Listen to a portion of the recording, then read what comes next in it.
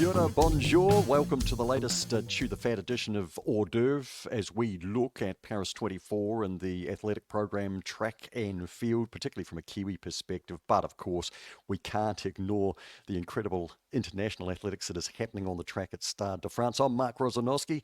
Never got to an Olympics in any shape or form, but this man has. Tony Rogers, Olympian, finalist 1500 in 1984. Looking forward to your analysis of the 1500 metres of 2024, Tony. But before we do, also in the 1500 metres, last night, qualifying rounds, Maya Ramsden, our Wellington Female Athlete of the Year, getting home in 6th spot to qualify for the semi-final.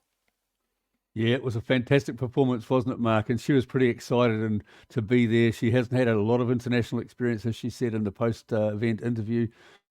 What a finish. I think half of New Zealand would have been screaming at their TVs for her to get up and nab that 6th place, which she did in the final couple of strides. So that was fantastic. And to think that she was, the way the race was run, she got knocked around a lot. She got off to a good start, got up near the front, then got pushed back on the inside, all the way almost to the back, and then gradually worked her way through from 12th to 11th to 10th, and then finished up in 6th place to get that automatic qualifier.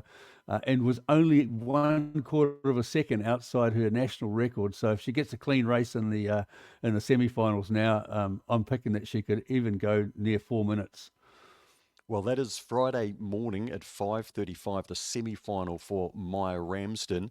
1500 metres men's final. Tony, it was billed as a clash, obviously, between Inga Britson, the defending champion, and the world champion, Josh Kerr. Now, as we've talked about, there is great depth in middle distance running, men's in particular, but across the board, obviously, in the women as well, we're seeing two.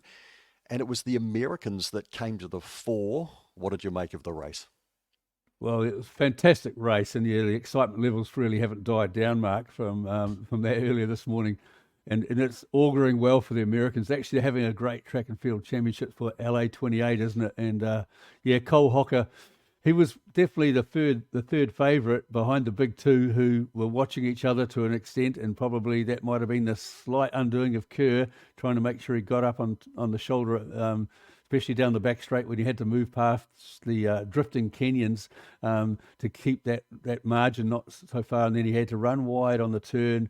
Cole Hocker bided his time. He moved early to come from towards the back of the field to tuck in behind the leading bunch of a half a dozen, and then just gradually worked his way up. We know he's got a fantastic sprint finish, Cole Hocker. He almost stole the world indoor 1500 earlier this year from our own Geordie Beamish, who nabbed him on the line.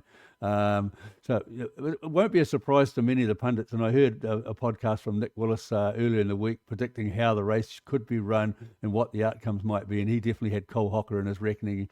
But nobody would have thought if Inga Britson ran 3:28, he would have finished up 4th. No, indeed, I had him on top, and Josh Kerr has broken the Great Britain record and not one gold, but he gets silver. Yeah, that's right. It's bronze in Tokyo, and he's upgraded himself to silver, and by the narrowest of margins.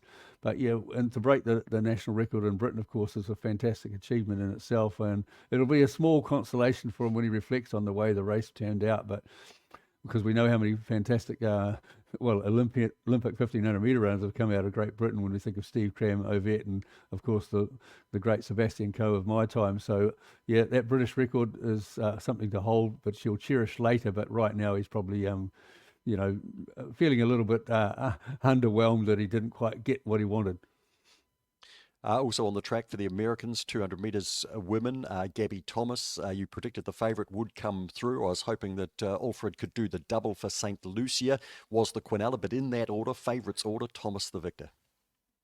Yeah, Thomas definitely took it out. As I said, she would be a little bit fresher than Alfred, and I think that showed up in the final stage as well. But she's been the number one and been aiming and targeting this since she medalled in Tokyo in the minor places. I think she was bronze there, so this is fantastic for Thomas.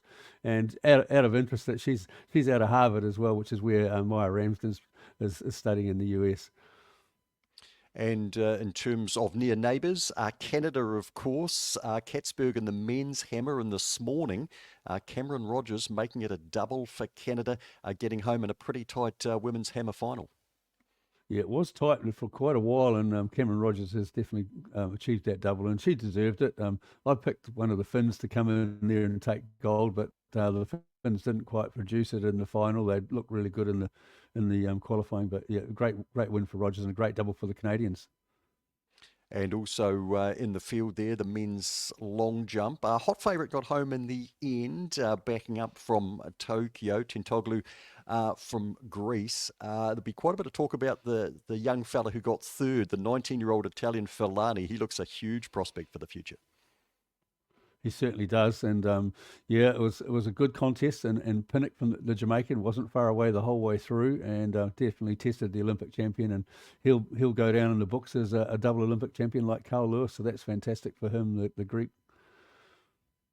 And I shouldn't have left the track so soon, Tony, because of course we did have the women's steeplechase final this morning, and running for Bahrain, Yavi coming through, and look again, she was favoured, but in a really strong event, and it was a really good finish over the concluding stages. But she was able to time her run well.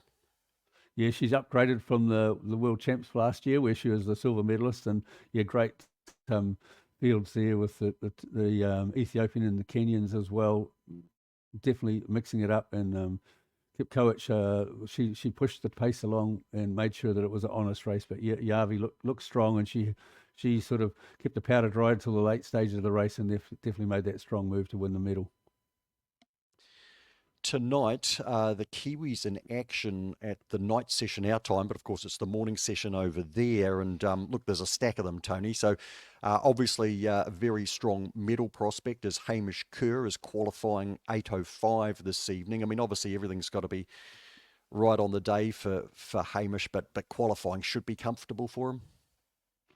Yeah, well, I think I saw the automatic qualifying is 2:29, and he's probably jumped over 2:30 probably half a dozen times this year. So he'll be disappointed if he has to go to the automatic qualifying to get in the top 12. But yeah, we've got the double Olympic champions. Remember, they shared the medal there last time, Bashim and Tamberi from Italy, and there's Bashim out of Qatar. So we'll see how they go. Hamish is going in world ranked number one for the year currently, but that's because he's been performing regularly on the Diamond League. But any one of those guys, even the South Korean, can come through their walk and possibly steal a medal because he's been consistent as well over the major championships. But let's keep our fingers crossed for Hamish that he makes the bar for the first stage, which is qualifying for the final. Exactly. Well, he's $6 into $4 to actually win the final behind Timberi and Barsham, and that final will be Sunday morning. Tori Peters tonight, 8:25 javelin qualifying, and again, like a number of our athletes, Tony, we know that they can throw and have thrown the qualifying or the qualification distance, but we know time and time again that it's not that easy on the day, and that very often not too. We've seen some of these events, let's say the discus, for example, as well, where there are actually very few automatic qualifiers. Yeah, indeed, and it was interesting to watch the men's qualifier because the commentating on our most of the channel was John Trow, one of the great British coaches, Coach Steve Backley, and he seemed to think that the air in the stadium was pretty good for javelin throwing, and we saw that with the number of auto qualifiers and that, which is one of the few field events we had. But yeah, when Chopra came out and dropped one at 90, almost 90 metres first up, so we'll see how that goes. Hopefully the conditions will be good for the women's javelin throwers as well. They favour slightly different to the men a little bit, but Tori Peters, she goes in ranked ninth once again because of some of her good performances in the past 18 months. But she's had a modest build-up, we could say probably, but being guided by Kirsten Hallier, who's coaching her now, who went to the Olympics back in what was 92, I think it was, in Barcelona as a javelin thrower. So she'll have a lot of experience and wisdom behind Tori Peters to hopefully get through the qualifying tonight, which is, I think, 62 metres as the auto. She should be capable of doing that, but whether she can do it on the day is a big question. And on the track, really excited to see James Preston in round one of the 800 metres. They get underway at 5 to 10. James obviously having broken one of our longest standing records, that of the late Sir Peter Snell. Look, we know when it comes to Olympics, 800 metres, the depth is phenomenal, and you know, going low 144s is one thing, Tony, but all of a sudden you got to crank it up beyond that. How do you expect James will go? At least he's had the experience of the world indoors this year. Yeah, well, we haven't seen him race for a while, but obviously he's been training hopefully well over there in Montpellier. They were first. Yeah, he goes into the his particular heat. He goes in there at 144.0. I think it's third or fourth ranked. There's a couple of 142 guys in there. A Rock from Canada, who's one of the favourites. And then so it'll depend hopefully on how James runs the race. It's first three through the final, to the semi-final. Otherwise, he's going to face that repechage, and I'm sure nobody wants to do that in the 800. But yeah, he's going to have to crank it up. I'm sure they'll go 144 and change in the heats today. Tomorrow morning, before we get to the pole vault, 5:15, Ethan Olivier, our young triple jumper, a huge prospect for the future, fourth at the World Juniors, and he's got a World Juniors coming up where he should be a very real medal prospect, you would expect. But this is an Olympic stage, so we don't want to get our hopes too high. And Tony, I feel like from the outside, some people expect superhuman performances from our athletes. But what can we expect from Ethan? Certainly it's going to be a great experience for him.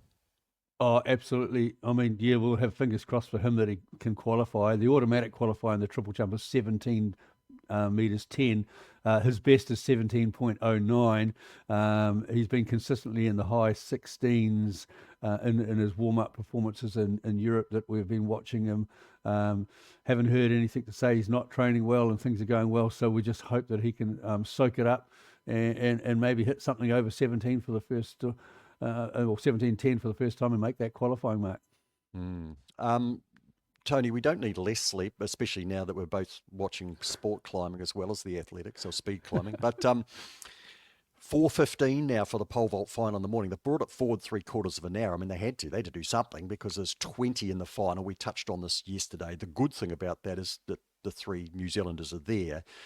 Eliza McCartney is quite clearly the medal prospect. And the way that qualification worked out the other day, Tony, we didn't really learn anything about the leading chances, except that one of them won't be there, and that's Cordery. She's gone. So it does open things up there for Eliza.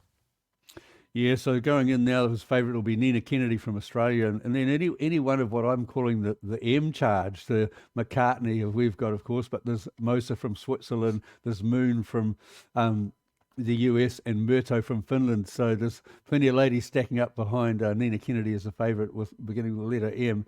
That can have a chance, and they're all chances, those ladies, and really the intrigue of the pole vault, the passing, the count back, all of that's going to make for a really exciting competition once they get down to 12, and then athletes for sure, because they'll have to eliminate a few, but they'll all have a chance. Goodness knows what height they might start at. I'm picking they might start at 440 or 435 and then go to 450. So it'll be a really interesting competition, and they'll be out there for a long time, some of the favourites, and that's the other thing they're going to have to manage. I think someone was saying that Duplantis was out there for nearly 5 hours the other day. Yeah. Look, we've got to be strong, Tony, because this is the big 24 hours for the Kiwis, because after this, the only members of the team we won't have seen are Maddie Weshy in the shot put, which is going to be tomorrow night, her qualifying, and of course Camille French in the women's marathon on the last morning. So we've got to dig deep here. Just before we wrap, though, some other international finals that we're looking forward to. Tomorrow morning there'll be the discus, the 400 meters men's. That's really shaping up to be something else, and the men's steeplechase final, of course, as well. Anything in particular there that you're especially looking forward to? Well, I think a lot of people are looking forward to the 400 metres men's final. This young fella, Quincy Hall, there, and then today to see Karani James come through. Won the gold I think back in 2012 in London, so still performing on the stage at his best. So yeah, any one of the chances there, because but the guys that are looking strong are definitely Hall, and then the other American, Norman, has always been favoured. So it'll be intriguing, and I guess the other little bit of intrigue that I'm looking forward to coming up is the 400 metre hurdles. We're going to have a great matchup after what we saw this morning between Cindy McLaughlin, Lavron, and Femke Bol. So that's another big clash we can look forward to, not tonight, but the next night, I think it is.